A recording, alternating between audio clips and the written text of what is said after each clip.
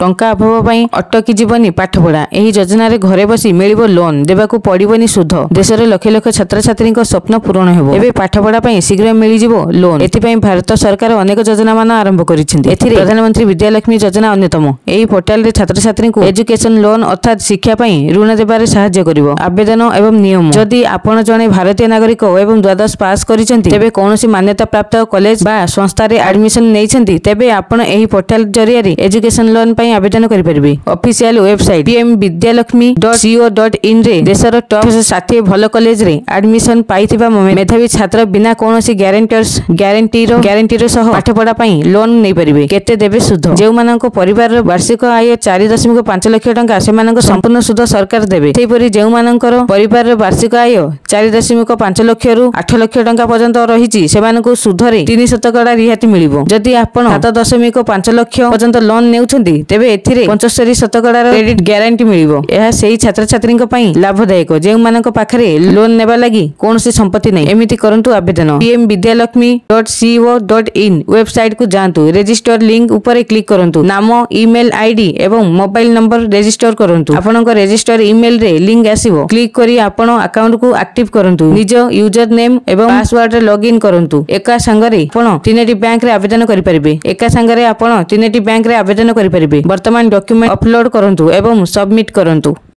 आगो को एही भली गुरुत्वपूर्ण खबर बा अधिक सूचना पई आम सहित जोड़ी होई रुहंतु। चैनल को एबे ही सब्सक्राइब करी पाखरे थिबा बेल आइकन को दबेई ऑल नोटिफिकेशन ऊपर ऑन करी रखंतु। जहा फल रे जेबे भी जे कोनोसी लेटेस्ट ब्रेकिंग न्यूज आपण माने आम चैनल माध्यम रे सर्वप्रथमे देखि परिबे।